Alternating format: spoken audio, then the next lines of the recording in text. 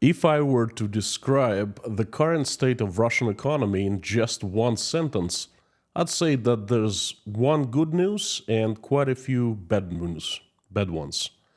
It's mid-November 2023, and it's a good time to update you on how Russian economy is currently performing.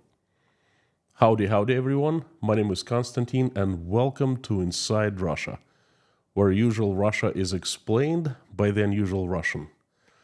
No propaganda, BS, or lies here. Only truth, common sense, and logic. And some emotions too, because I am a human being. As usual, I'll try to explain today's message in simple words. And it's time for another economic update. In today's Russian economy, in today's Russia, economy is everything. For one simple reason. There is war going on in the country, and how poor Russia does in that war greatly depends on economy. If the country has enough funds, it can buy weapons and ammo, it can attract more soldiers, buy more soldiers, throw in money into them. It can shut regular people up by buying their silence. Yes, unfortunately, it is possible in today's Russia. If the country runs out of money, it becomes increasingly difficult to pull this atrocity off. So now it is November 13th, 2023, and let's find out what's going on with the Russian economy. Is there enough money or there's not? That's basically the question. I would like to talk macro and micro.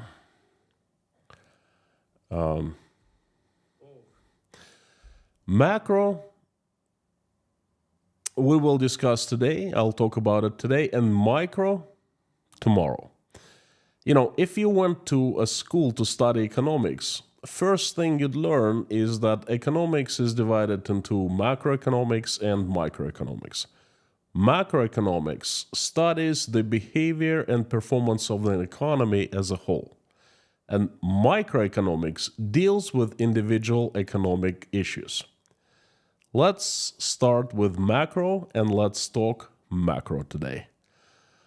Most important here is in macroeconomics, what I'm going to be talking about today is the fiscal policy, unemployment, inflation, GDP, and state budgeting, including revenues and spendings.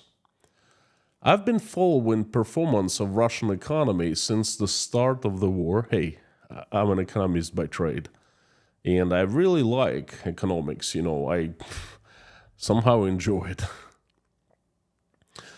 It's obvious to me that by invading Ukraine, Russia completely canceled its future.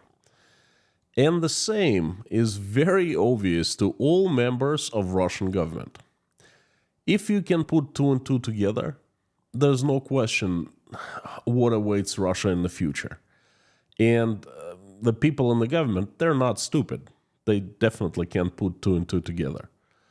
But the members of the Russian government never talk that in publicly about that. What they say to the public is, everything is fine. We're doing great. We will do even better in the future, very soon. Just gotta wait a little bit and tighten our belts, but after that, we will definitely do better. Because the wise President Vladimir Putin is leading us, showing us the way. Rejoice. Be happy. Elect him again. All going according to the plan. And that is a part of state propaganda and brainwashing. All officials do that, except for one. That person, that one, tells the truth. I always listen to that one. That one is the head of Russia's central bank, Elvira Nabiullina.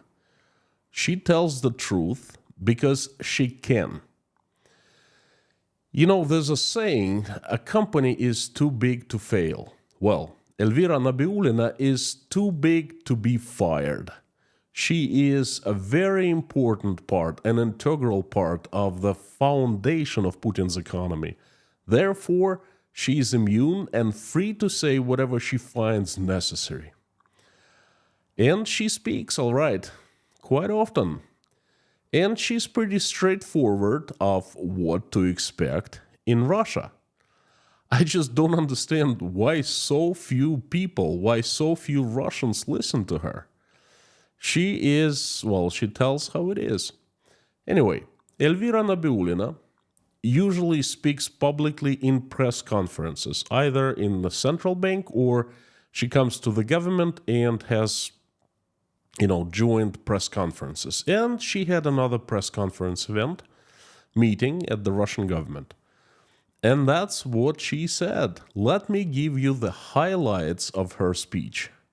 And they pretty much explain the macro of Russian economy, the current state of affairs.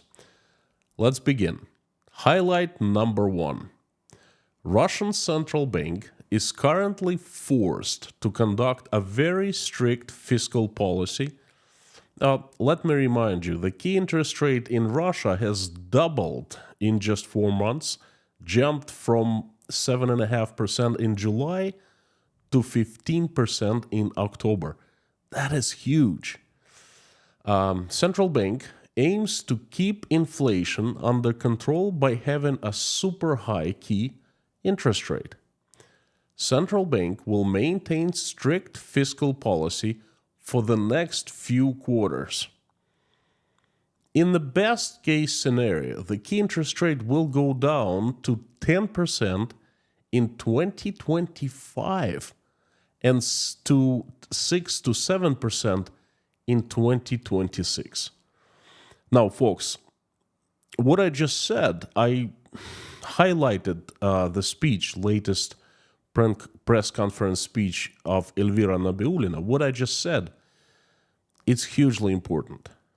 Let me translate that from central bank's language to plain English. 2024 will be disastrous. Disastrous for all Russians. Elvira Nabiullina said that in 2024 there will be economic tsunami. The Titanic will completely sink. In her words, she said it differently, but analogy is right there. And only in 2026, in 2.5 years from now, there might be a little hope for the Russian people, for the Russian economy. I agree with Elvira Nabiullina here, hands down. The only difference was that I thought that tsunami would come in the fall of 2023, just about now, and we would be seeing it now. But she's saying that it'll submerge Russia in the first half of 2024. So I was off by about 6 months.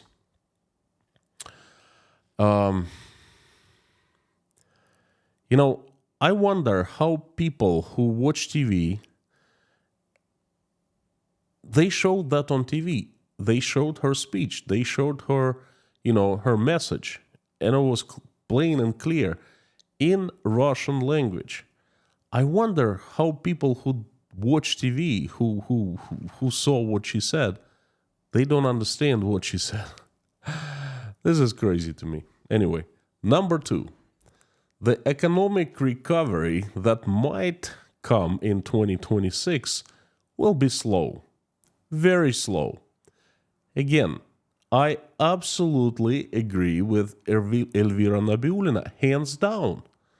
I think she was being utterly optimistic in her forecast.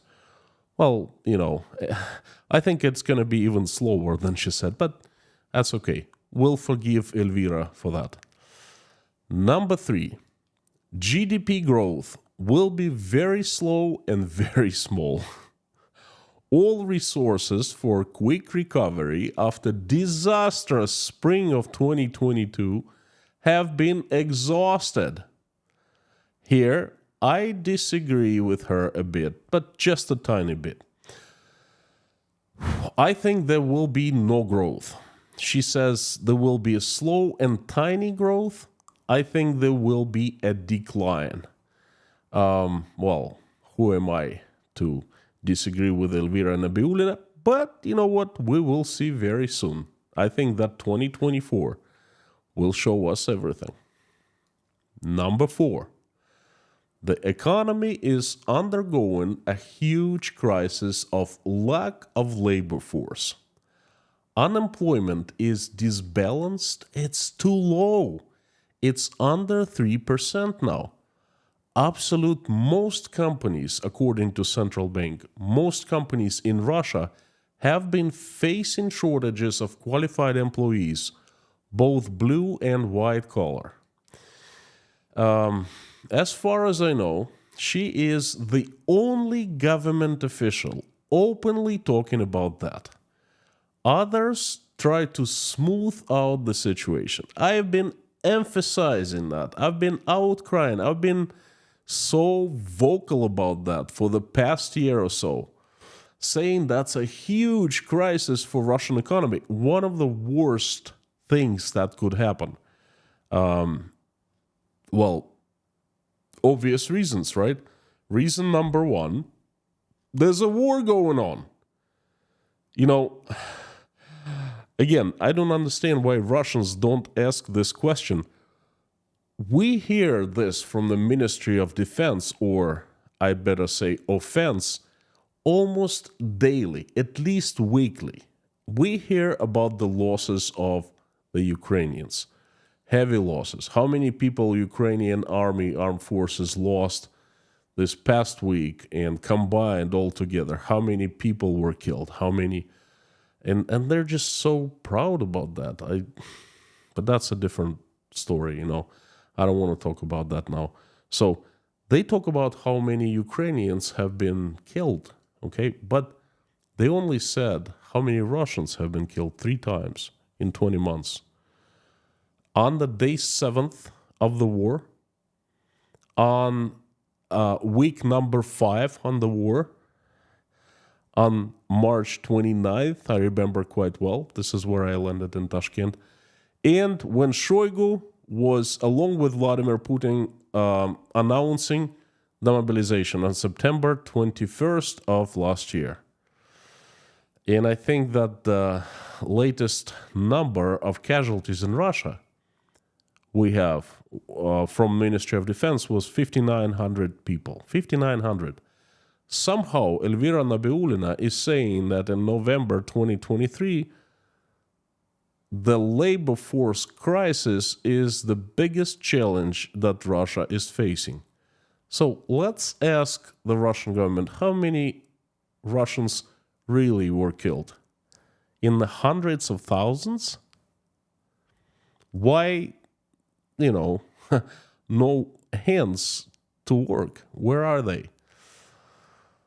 Well, partially they are either have been killed or fighting in Ukraine, still alive, or they left Russia for good, never to return. Like I've been seeing many people like that here in Tashkent and in other countries. And yes, it is very good to know that I am not alone now saying that. Nabiulina, welcome on board. Number 5. Banking loans for the first time in 18 months started declining. Previous months hit record highs as over 1 trillion of new unguaranteed personal loans were issued every month. In October, we're talking July, August, September, every month, 1 trillion rubles. In October, the number of loans issued has fallen for the first time. And it has it has fallen significantly by a third. Less debt means less money to be spent, bringing even more troubles to the economy. That's not according to me. I agree, but that's what Elvira Nabiulina said. I'm, highlighting her message. So she also said that mortgages are also expected to fall sharply, and that'll bring residential construction industry to even bigger crisis. The current crisis is that, first of all, the construction materials are rising in prices. The prices for everything construction to build a house are skyrocketing, have been skyrocketing. And number two is people have less and less money, so therefore they don't buy as much real estate as before. And number three is simply not enough people to work in construction. So, again, I agree with Elvira Nabiulina that central bank actions by increasing key interest rate will bring residential construction industry to even bigger crisis and, in general, will influence very negatively, the entire Russian economy. And these are 5 highlights of Elvira Nabiulina that, in my opinion, describe current state of Russian economy, macro. To add to that, this perfect scenario that she talks about will not happen. I am very sure about that. Too many things are pressuring the economy, and there's one killer, absolute killer. It's the Russian government. And I'm not even talking about the war, obviously. By declaring a war on Ukraine, well, Russia has not officially declared the war. The Russian government is still calling the war the special military operation, but it doesn't matter how you call it, okay? You can call a car a bird. The car will not fly because of that. So, obviously, the war is not good for the economy, at least in the Russian situation. Russian government is, on top of waging the war in Ukraine, Russian government is cooking up a big surprise for the Russian citizens. Now, Russian Ministry of Industry and Trade is drafting a law that, now listen to me very carefully, folks. The new law will ban importing a wide range of foreign goods and products. I will repeat. The new law will ban importing a wide range of foreign goods and products. Will ban altogether. Simply, Russian companies will not be able to buy things abroad and bring to Russia. When the government does that, and they will do that, they have publicly announced their plans, they are preparing the bill, that will bring disbalance into Russian economy even more. Like, it's not balanced, it's not disbalanced now, It'll definitely be a popcorn moment. It's not even, this is going to be so grandiose that the entire world will take popcorn and will be watching of what's happening in Russia. It's like watching a movie called Back to the USSR. And the quality of life of Russian citizens, imagine, all of a sudden, not only they won't be able to buy foreign goods that they are used to, it's going to be illegal. Imagine the quality of life of Russian citizens. No one really cares about that. After banning imports, the next logical step, you know what it'd be?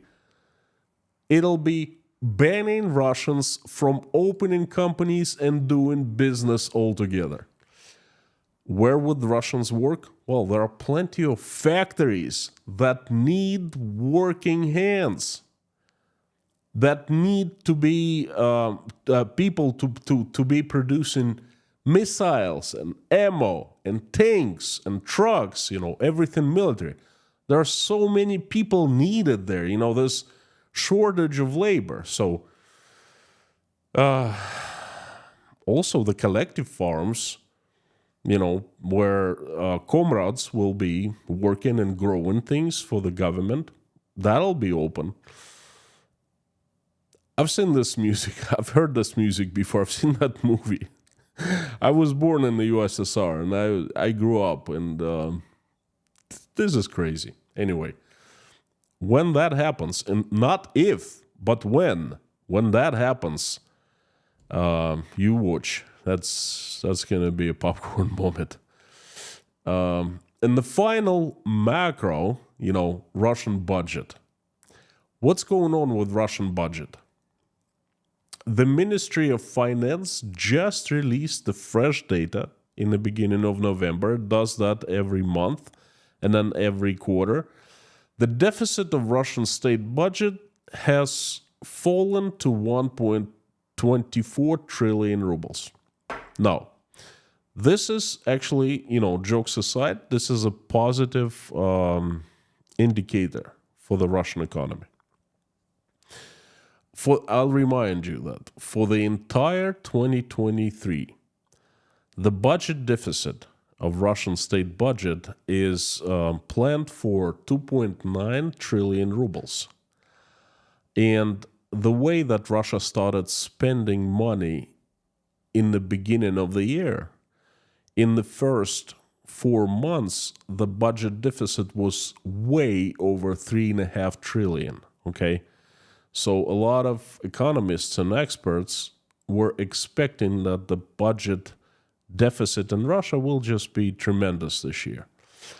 Well, the good news, remember, in the beginning of the stream, I said that if I were to describe the current situation, I would say there's one good news and there's plenty of bad news. So the good news is that Russia has made quite a bit of money. Well, how is this possible, you ask? Russia has received quite a great deal of oil revenues in the second half of 2023 due to high oil prices and circumventing the international sanctions. The oil revenues helped fill the economy with money somewhat. Yesterday, I did a live stream explaining in details how Russia is circumventing the sanctions right now. And someone left a comment after the stream saying, oh, the Titanic has been patched up and is not sinking anymore. I disagree with that analogy. I would say, I would rephrase, I would say 2 large pumps have been installed and they're pumping water out. The ship is still sinking, but at a slower pace than before. And it will sink, all right. It's just a little later.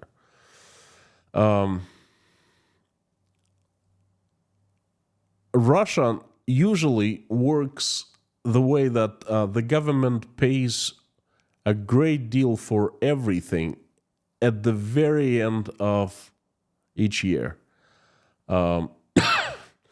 Lots of companies who sell goods and services and products to the government, individual companies, small businesses, large corporations, even state-owned companies, they get paid at the very end, before the year ends. And usually, month of December, we see a huge explosion in spendings. So my bet is that Russia will still have a budget deficit in 2023 that is bigger than it had been forecasted, planned for. So it's going to be over 3 trillion rubles. But in March, in April, in May, it was forecasted that the deficit could run up to as high as 9 trillion rubles. It didn't happen because Russia, all of a sudden, with the help of high oil prices, received lots of extra money. Okay, it tricked the international bodies that monitor the sanctions, and it has enjoyed high oil prices. Now, let me sum up the current state of economy in the country. Russian economy is sinking, slowly but surely. It is at the point when people have started feeling the hit. They have started hurting economically, They feeling it with their own pockets. The forecast, my forecast for Russian economy is very negative. A Russian government will most certainly keep the economy somewhat afloat until March of next year. Don't forget, that's an important event, the presidential elections. Vladimir Putin has not announced that he is going to run for one more term, but the rumors are everywhere that he will. And if he does, then Russian government, all the bodies of Russian government, they will be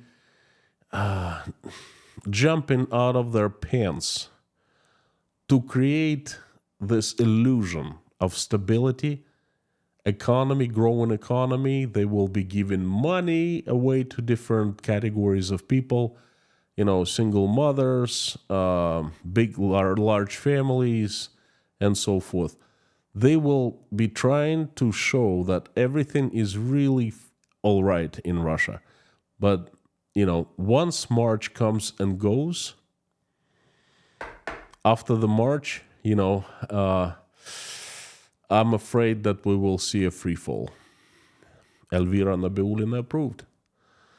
Tomorrow, I will tell you of microeconomics. What's happening in different industries up close and in details, what's happening on the ground, so to speak, what's happening with the prices, what's happening with shortages, and things like that. And again, that's going to be tomorrow.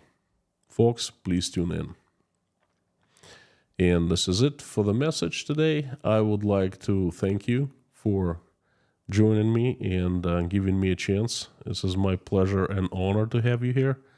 And I'd like to invite everyone to carry on to live stream chat so we can converse. I will answer your comments and questions as much as I can. Let's do that. Thank you. And while I will be turning the live stream chat on, I would like to ask you a favor. Would you please help me out to spread this message? You can do that by liking if pressing the like button if you like the message, and by making repost of my message in your social media accounts. That actually helps a lot. YouTube algorithm absolutely adores that. Thank you so much. And I'm turning the live stream chat on. Thank you again. Boom. If you're not seeing the comment section, then please hit the refresh button and it'll appear in a separate window. Thank you so very much for coming again. And this is my most favorite part of any stream. Seeing the mods and Lorna and Mommy, number one, of course. And Amir, fantastic to have you. And Harry and Bob S. Folks, if you're here for the first time, in case you didn't know, this community inside Russia has the best moderation team in the world. And it has the best community. The usual suspects, thank you so much for coming. Dirk, number two, but you're always number one in our hearts.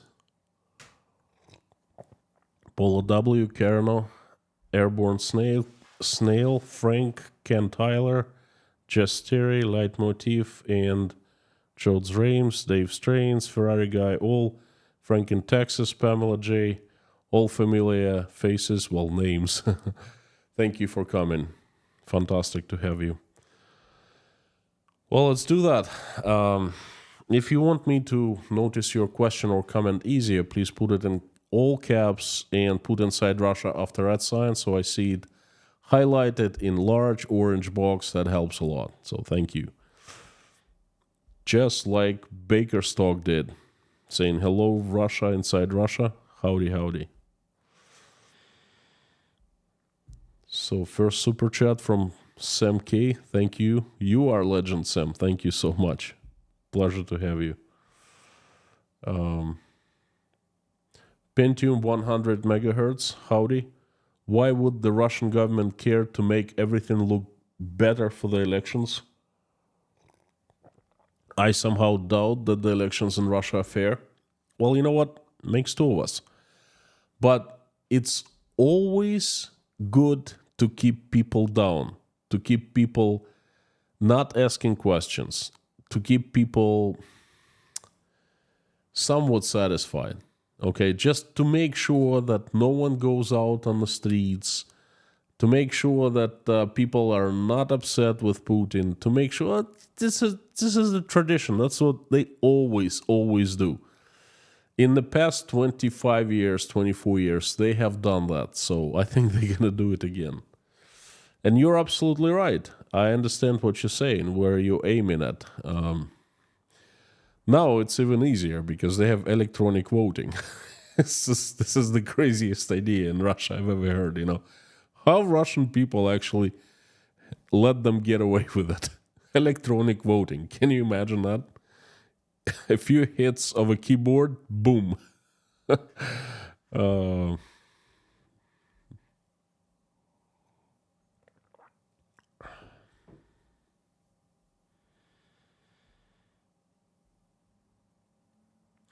Susie Mailer, what products are they going to ban from importing? Susie, I think they're going to come up with list, a large list of products that are manufactured here in Russia. And basically what they're going to do is they're going to eliminate competition for the local manufacturers. And I'm pretty sure to get on that list, a manufacturer would have to pay a price, a bribe to someone in the government. Imagine that. You manufacture, for example, a shampoo, and you compete with, Palm Olive shampoo, Head and Shoulders, foreign brands. And all of a sudden, there's a law comes out that bans foreign shampoos, and your shampoo is the only one remains on the market. Guess what you're going to do next? You're going to jack up the price like 3-4 times. No competition. You can do that. People still use shampoo. They will use shampoo. And your quality is going to go down because they're going to use cheaper materials and things like that. So it's perfect. This is market economy Russian style, So I think it'll be a list, and it'll be lots of cosmetics, things that they can actually manufacture in Russia. Andrew Hodson from South Africa, howdy friend, fantastic to see you. Pamela J, how about the Ministry of Special Military Operation? How about it? The Ministry of Offense, you mean? By the way, day after tomorrow I'll talk about the microeconomics. I will tell in details what's happening in some industries and basically what's going on the ground in Russia with businesses and people. But day after tomorrow, I will speak, believe it or not, but the Ministry of Happiness has been introduced in Russia. Oh, that's going to be a good one. Ministry of Happiness. How about that? Trying to make all Russians happy. Russian style. How Marinos, howdy. Lord of Grape, Stefan, howdy. Carson Larrymore, thank you so much for supporting. How will the new law against foreign imports affect the gray zone of sneaking in foreign exports? That, my friend, that's going to be illegal. most likely they will be able to sneak some, but very little, okay? Because right now it's not, the gray import is not banned, but it's welcomed actually, because they figured, hey, this is how, Russian companies would replace those companies who left Russia, a year ago. Nike left Russia, no big deal. Russian companies, small trade companies, they'll go to China, India, not India, most likely China, Turkey, Saudi Arabia, United Arab Emirates. They will buy millions of pairs of sneakers, Nike shoes, and bring to Russia. So therefore, Russians still have Nike shoes. But then what's going to happen? They're going to say, no, no, no, no, no, no, no.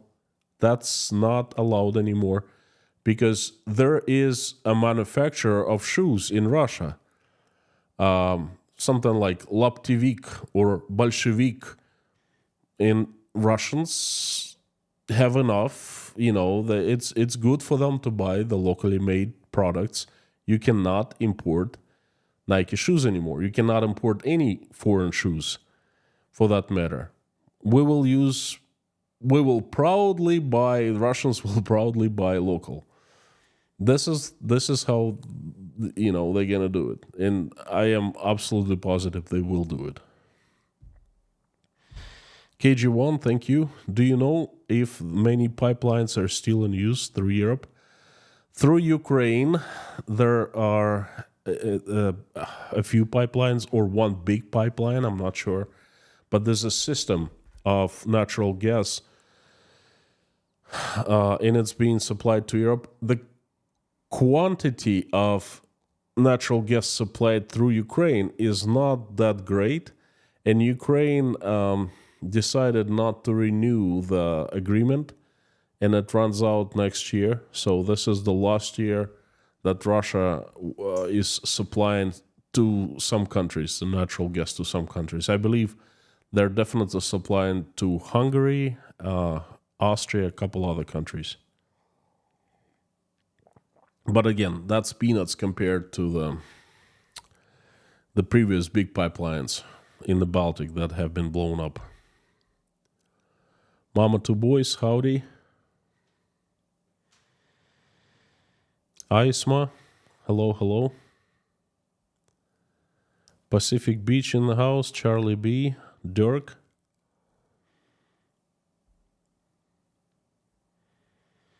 Keith from Hawaii, thank you for coming. Carano, Theodore from Scotland. EW 1974, good Nabend. Amir, thank you so much for your friend Murphy. The mods will understand. Yes, thank you. Much better today.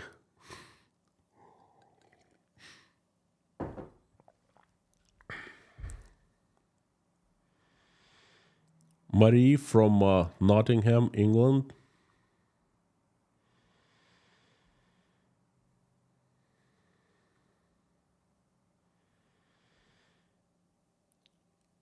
Rake Flyer, thank you so much. Nice words appreciated. Andrea from Sweden, hello, hello.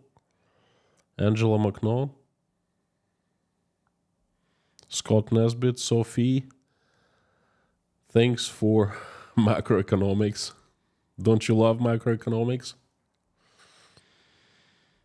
Economics is really the foundation of everything that happens in the world, okay? Because we're motivated by economic decisions.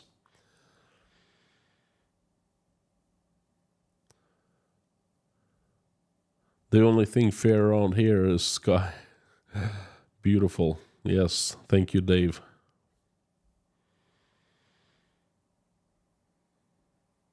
Live, my connection must be slow as I can't beat Dirk ever. I don't know. I think he's just he uses super duper advanced German technology, and he's lightning fast, Same old dude. howdy friend. Thank you for gifting sponsorship to 5 people. I appreciate it very much. Thank you. Jekyll Ann from Australia, as usual, with no message, but your message has been heard and much appreciated. Thank you, friend. Bruno from Denmark. How long time do you think it'll take before Russia runs out of cash? I heard this winter. It still has some cash, and the biggest problem is it's getting cash right now as we speak. High oil prices are bringing extra cash to Russia, and that prolongs that period when Titanic is still afloat. I was thinking, if not for the extra cash, if things were going as they were going in January, February, March, April, I was thinking that Russia would be out of cash by December, November even. But then oil, Russian government did a couple tricks to large companies and got about $500 billion rubles, extra $500 billion, by imposing new taxes on oil companies. Oil companies are paying so much of taxes right now. And the thing is, it's Russian government is killing the chicken that gives golden eggs, okay? Because the oil companies won't be able to pump as much because they need some money to reinvest, constantly reinvest to keep on pumping oil. And they're not doing it right now. They're paying extra to the Russian government, and that's not good. I don't know how much time they have left, 1 year, 2 years, but they're going to be drying up. So I have updated my forecast. I think that's about April of next year.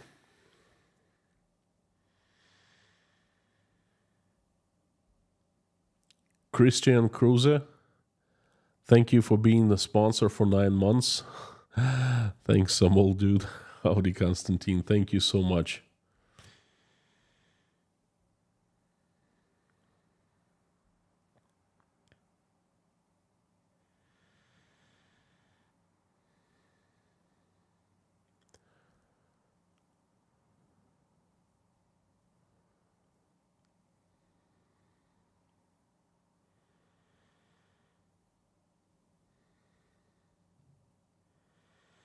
Pamela J., I didn't vote till I was 61 years old because I knew I didn't understand economics. Well, I'm glad that you started voting now because that's the most important action us citizens can do. Not voting is giving power to make decisions for us to someone else, somebody else. And that happened in Russia, and look what it has brought Russia and the Russians to. Not good place. Sow It and Hope It Grows is now a sponsor of the channel, courtesy to some old dude. And thank you so much, friend, for another super chat. Carthago salvenda est, agreed. Does Russia still export furs? I forget which animal they were almost exclusive source for. Mink, that's the animal, and black mink called sobol. Okay, I think that Russia is the only exporter. But the thing is, don't quote me on that. I am not an expert. I've never even seen the statistics about furs. I know that in the past, now, if you really want me to answer this question, there's a $5 super chat from Stefan. Thank you so much. Some old dude, I will come back to your question in a minute. if CN and Russia struggle at the same time, will this put China and Russia struggle at the same time?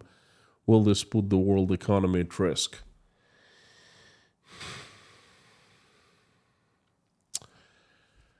What is the world economy and what is putting the world economy at risk? I think that it's kind of the same thing as saying, well, the government, is not doing the right thing, and that, I don't have a job because of that. And it influences me so much. I think that every country can do well regardless of what's happening in the world with the world economy. There's not such a thing as one entity called world economy, okay? There might be an economic crisis in Argentina, but Japan might be doing fantastically. Or the United States would be doing great, and I don't know, China would be having a crisis. Economy is global, that's for sure, but not as global as if China is suffering, everyone else will. Every country's government has tools to help the economy to stir away from the crisis, and it just needs to use the tools wisely. That's pretty much it. Might be what's his name? Might be like economic cooling. That's possible, but China, by not doing well economically, will definitely not bring the United States just of that down, in other countries. I hope I answered your question. So, some old dude. I'm going to give you a very condensed Russian history. I've studied lately a lot of Russian history, and this is what I've learned. Russia, believe it or not, was democratic in the past. Up until 1612, up until Ivan the Terrible. Russia's largest city was Veliki Novgorod, and the heads of that city were actually elected, and there were rules limiting the time that people were at the helm of the city. It was basically a democratic community, okay?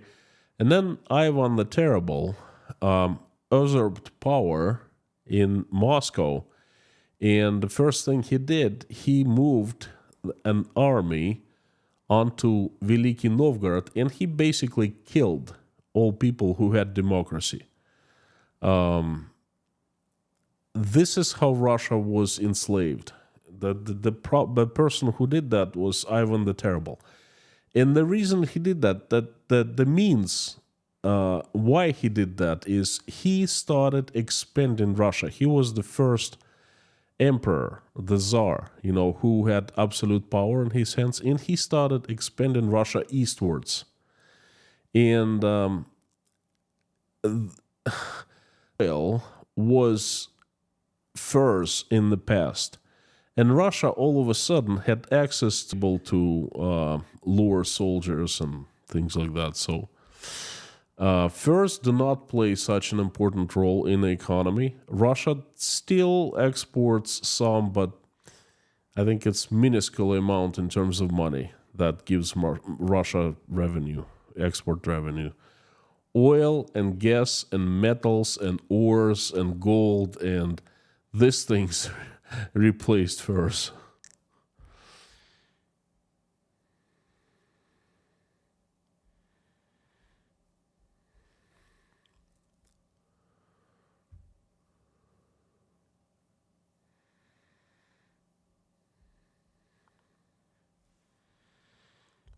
Elsha, howdy.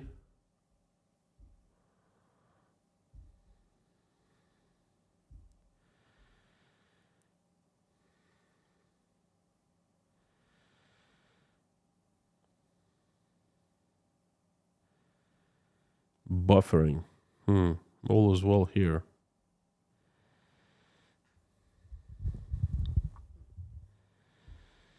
Daniel McInnes from Canada. Thank you so much, friend. Much appreciated. Thank you.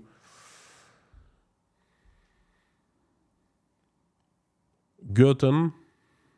Hello from Earth. Well, makes two of us. Makes how many are watching right now? Makes 1900 of us. We're all on this Earth. I think most of us at least.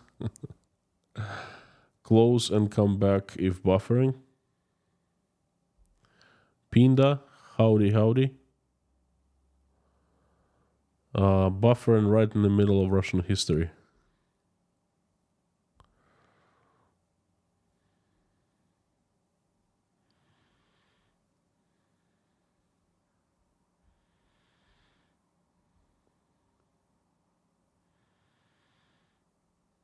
Justeri, bye-bye. Marilyn, thank you so much for coming.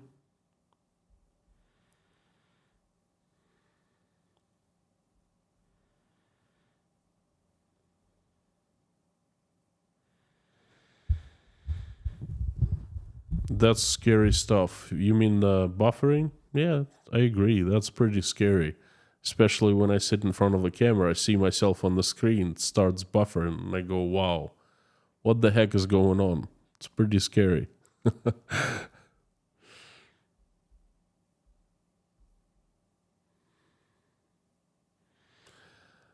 EW 1974, Putin looked like a nervous chicken during a mutiny. Oh, I have said that many times. Yeah, incredible. When I saw that press conference, when Putin's hands were shaking, fingers were shaking, and trembling were shaking, and then his under eye was going back and forth, and he just looked small and weak. And one thought I had, I figured, if Prigozhin does not go until the end, does not win, does not complete the mutiny, then he's a dead man walking for making Putin looking like that. And 1 month later, he was dead.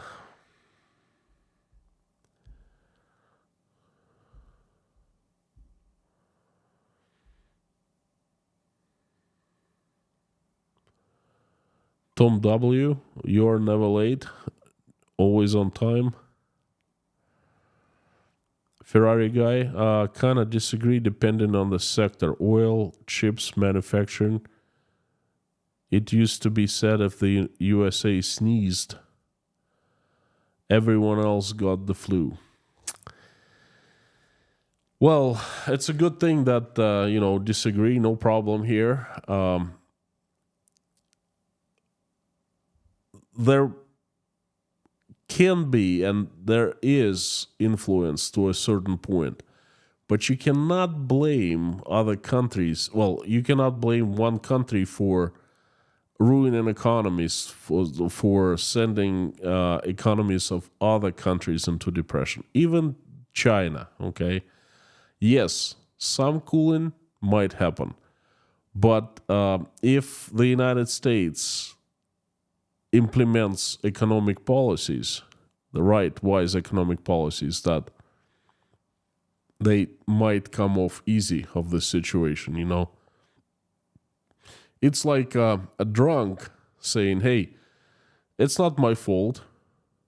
I drink because too much stress, or I drink because, I lost my job 5 years ago. Things like that. It's up to a person to create his or her life, and it's up to a country of citizens of that country to run the country in a proper way, so economy will not suffer if someone overseas is suffering. Okay, so influence, yes, but Like a complete disaster, no.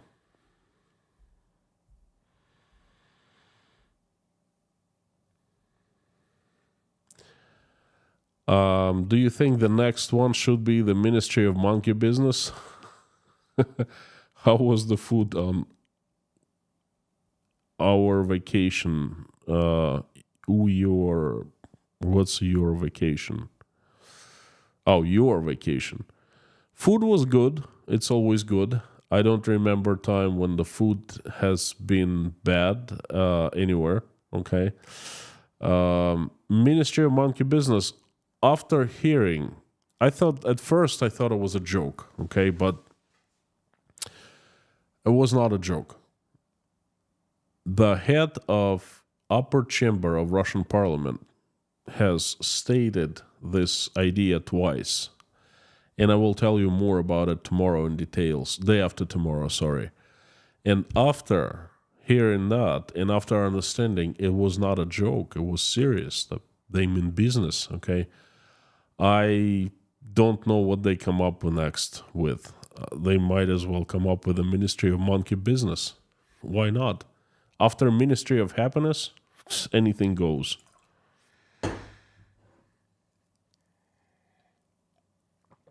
Ministry of Humor, Ministry of Good Time, whatever.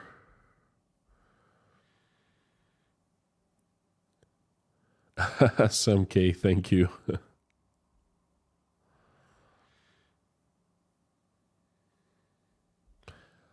Ivan the Terrible is scary stuff. Agreed. It resembles current times today. He resembles another Tsar that we all know. Not as bad, but certainly going into the very same direction.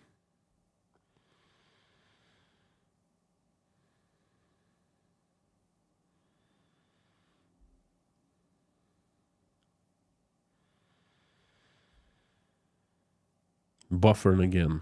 The heck is going on? My internet is good. Everything is well. Not buffering here.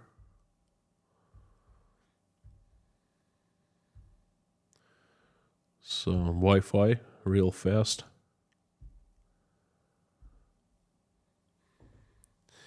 Some old dude, thank you so much for supporting more.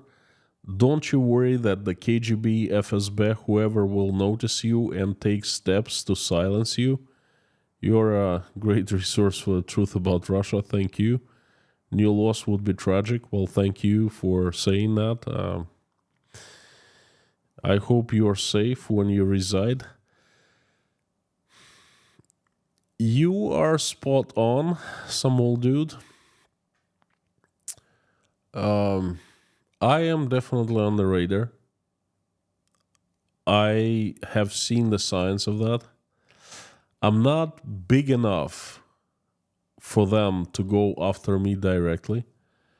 And most importantly, if I was speaking in Russian, I'd probably be in a different place now. But I'm speaking English, and I'm priority number 2, not priority number 1 for them. They go after other people first, and then, but nevertheless, I have seen the signs of them. They have not taken any hostile steps, but they're definitely watching. There are ways I can tell, okay? Thank you. Uzbekistan, not the safest place. Somewhat safe. Much safer than Russia, though. Crusader Damien, thank you. I believe we call Russian combatants Ivan because of Ivan the Terrible. Has Russia ever really had a period where it truly partnered with the world? Thank you, Crusader Damien. You have the best questions as usual. Thought-provoking. Look,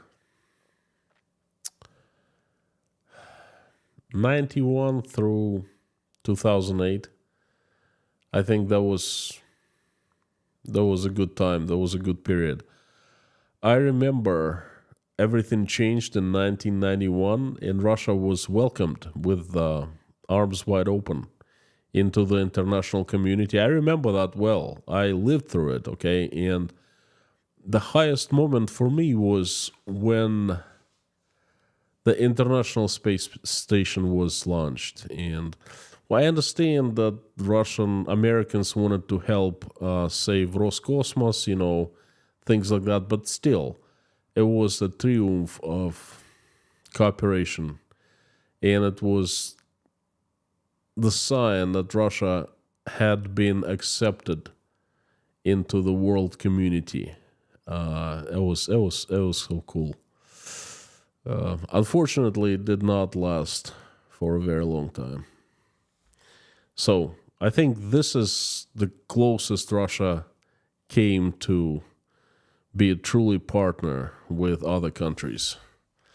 If you disagree, let me know. But other periods of time, I don't remember. Jeffrey S., thank you so much. Thank you. I appreciate the super chat and the sign of your attention. Thank you so much. Appreciate it. Prayers for your safety. Thank you. I'm not sure how to pronounce right. Haiji Homestead. When I pray, I'm not sure whether I pronounce right or not.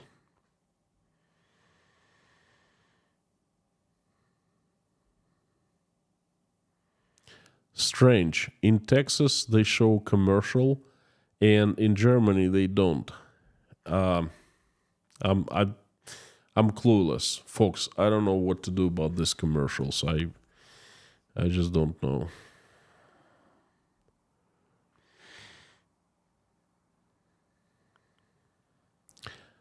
Jodes Rames, and I think you're absolutely right.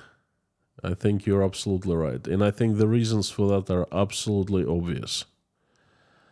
But I'm just getting started. Nothing's gonna stop me. Sophie, not buffering in Vienna. That's good.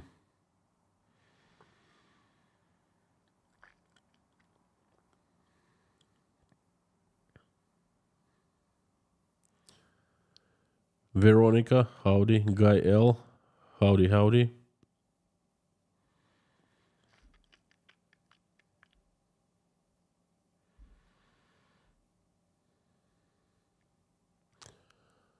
Mary Grace, what is? Interesting.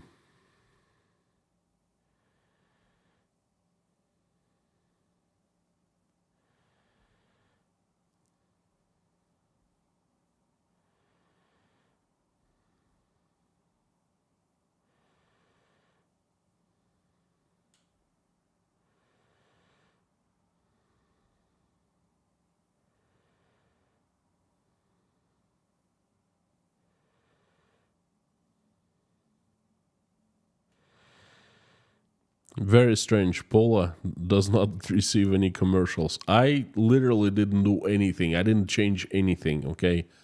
YouTube, when I schedule live streams, YouTube gives an option of reuse previous stream settings, and that's what I do. It saves me time, quite some time of like setting everything up again. That way I set up once and then reuse the settings. So I used the very same settings as in the last stream. Yesterday it showed commercials and today it's not showing. I'm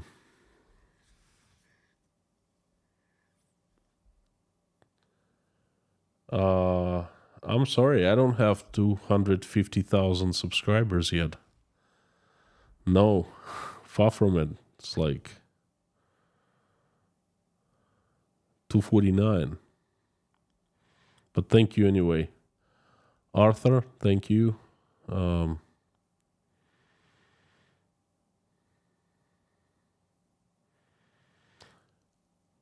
Zayn, further on, Russia depends on four oceans to get their commodities to market. If US, EU like to shut down Russian economy, they're able to do it at ease in a matter of days. Well, I disagree with that. I disagree.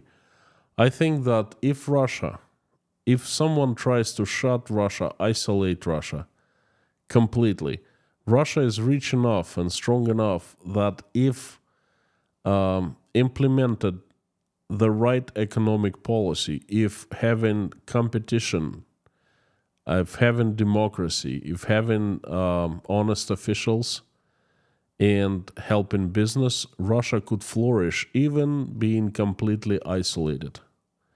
Okay? I believe that even today it is possible to flourish not being a part of global markets, okay, especially for Russia. There's everything for that.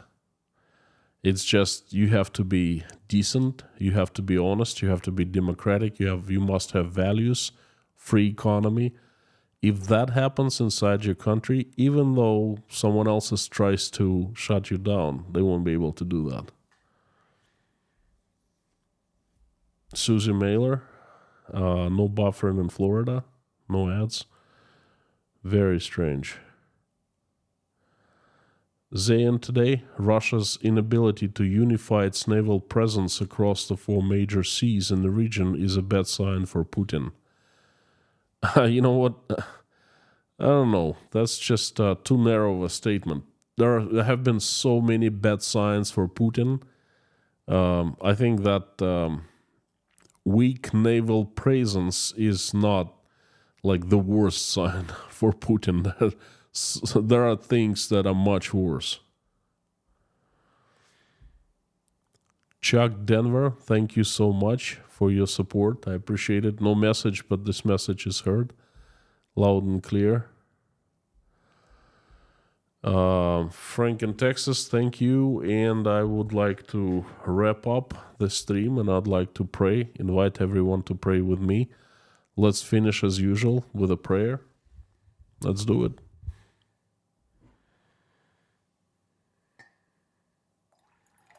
Guy L, got rid of your Constantinos. No, don't do that.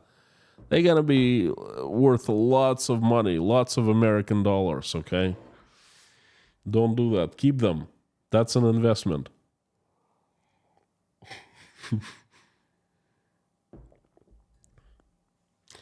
Ferrari guy, Zayn is always a good input. Hey, I'm not saying the guy is great. I'm not saying he's wrong or whatever. I disagree with some things he says, but the guy is really great. He's wise and millions of people listen to him. So he's always a good input. Yes. So, friends, I invite everyone to join me in prayer. Let's do that.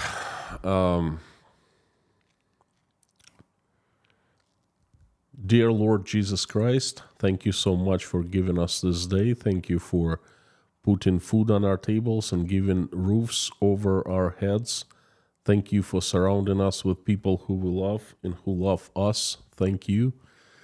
Please give us wisdom to keep the skies above our children's heads peaceful and safe, and also give us wisdom to raise our children the way that when they grow and become adults, they will make this place a better world. Now, please keep our children safe and healthy. Dear Lord, please help stop bloodshed in Ukraine. The country has suffered so much, and its people have seen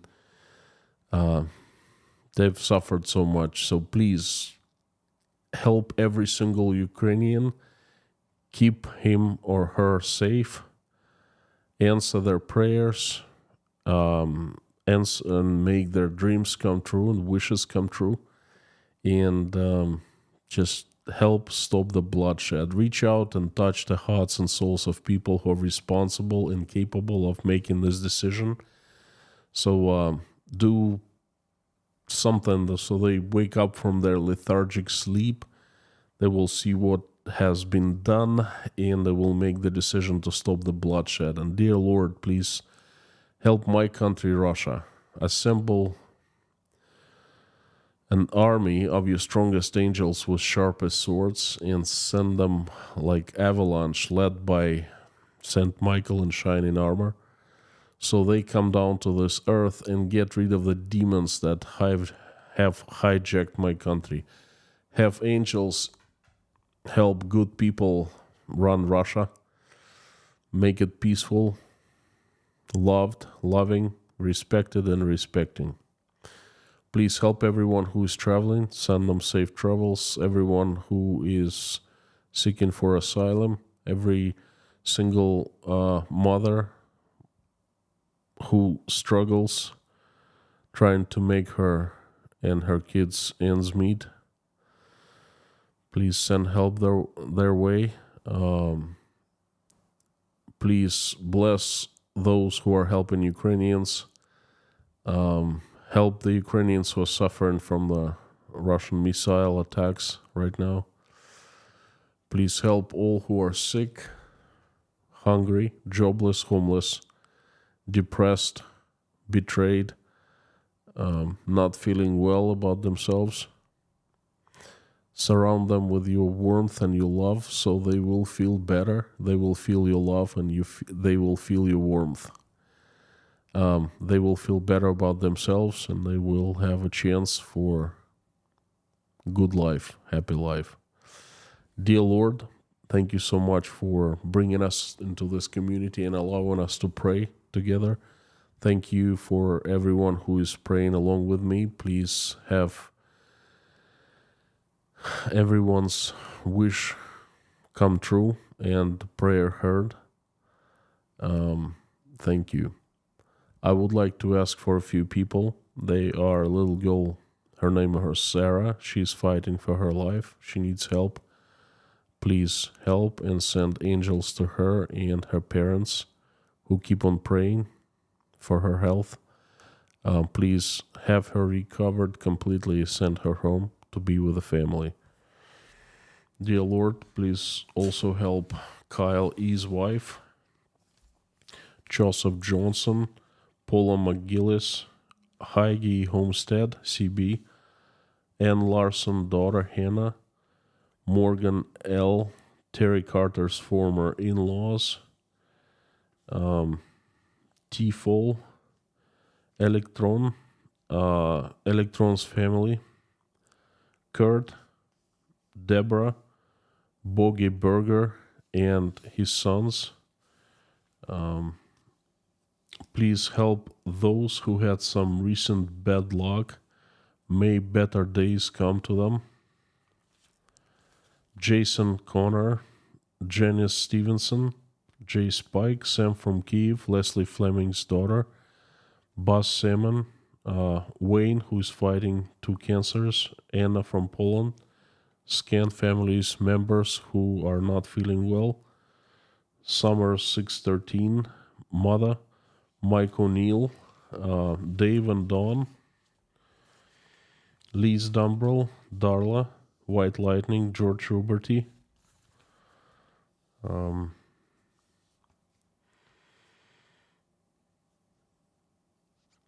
Susie Mailer, Vasilin Lubomirov, Hannah, Yelena, Natasha, Jake, Sky, Michael, Oля, Dasha, Bonnie, Svetlana, Randolph, Angelic at Life, Grace Philosophy, Mr. Dean Spooner and his church called Our Savior Lutheran Church, Liz, Karen, and Lori Miles' husband. Dear Lord, please help all the children from Ukraine who have suffered from this terrible tragedy. Please help them, send their angels so they watch over the children. And please help all the children who are not feeling well, send them recovery. Thank you so much, dear Lord Jesus Christ. Amen.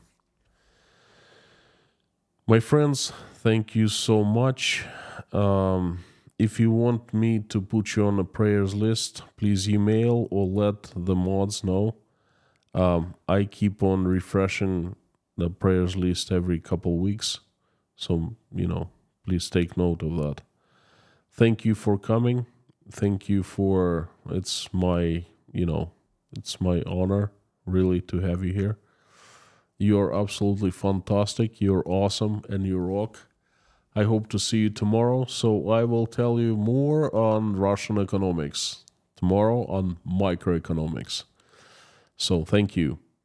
And before I leave and sign off, I would like to do the usual, ask you to help me out. Say the usual along with me as loud as you can.